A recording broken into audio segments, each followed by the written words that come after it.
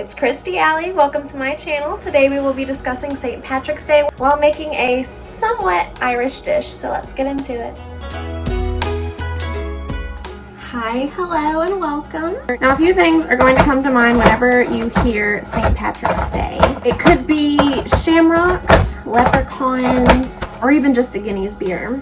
It's actually light on its feet. But it really is so much more than just that. So today we are going to be talking about the history of St. Patrick's Day as well as a few myths, as I am making apple crumble. This is the last thing that I have decided with this video, just because I wanted to do something interesting.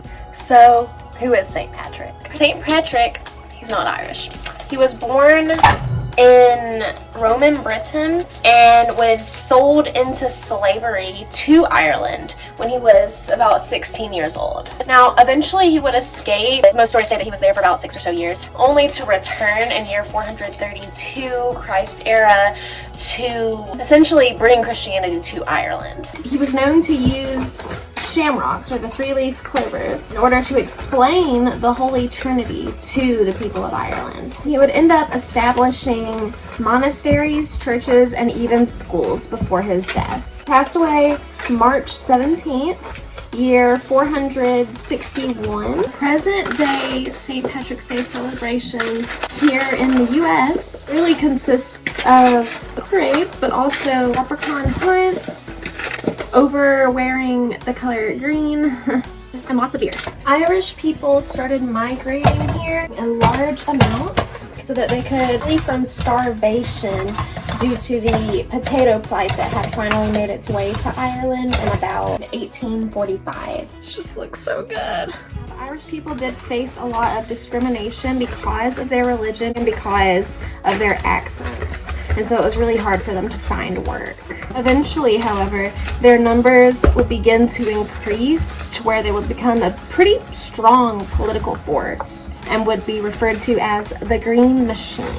Eventually, it would be considered like a strong political move to show up at the St. Patrick's Day parades, and it would become an annual staple and be seen as a symbol of Irish American strength. St. Patrick's Day does fall in the season of Lent, which is a religious season of really 46 days, but 40 observed days, essentially honoring God. St. Patrick's Day this year does fall in the middle of Lent, and so during Lent it is prohibited to eat meat and meat products. On St. Patrick's Day that would sort of be nullified, I guess, for that one day so that they could feast and dance and celebrate.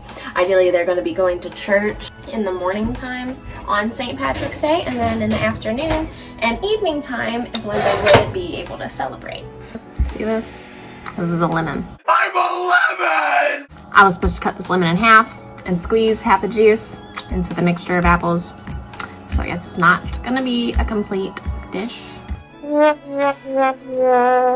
So a lot of stories about St. Patrick are really a mixture between the truth and the myths, which is pretty typical, especially considering this is, years, thousands of years ago. That being said, we do know the facts, of course. St. Patrick was a missionary. He did go to Ireland to deliver the people and to teach them the gospel. With that being said, I did still want to go into a couple of the myths with you guys.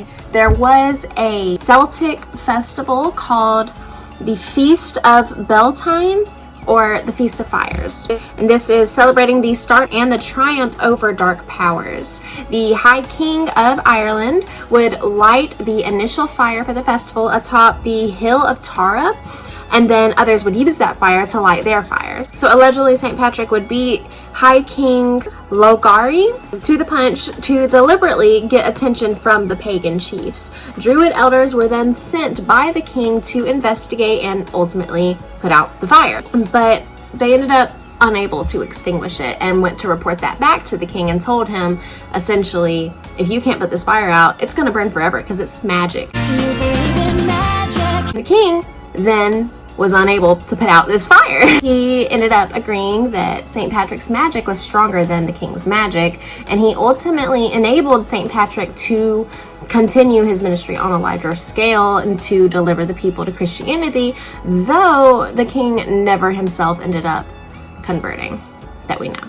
Probably the most common story about St. Patrick is the banishing of the snakes from Ireland, essentially sending them into the freezing seas waters surrounding the island. It's important to note many don't believe that to be true for the simple fact that there is no record of snakes in Ireland due to the low possibility of them being able to migrate there because of the freezing waters surrounding the island. Regardless of that, a lot of art, modern and far back, does depict St. Patrick standing on a pile of or mountain of snakes. So it is thoughtful to think about the fact that the Druids would see snakes to be a sacred animal.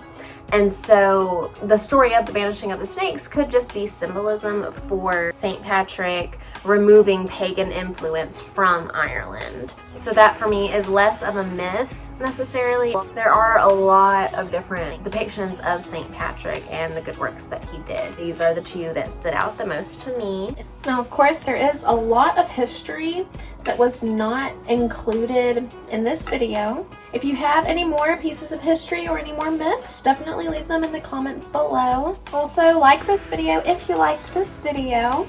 If you found this to be some stuff that you didn't know before, or maybe just some stuff that you're glad to see out and about, definitely leave your opinions down below.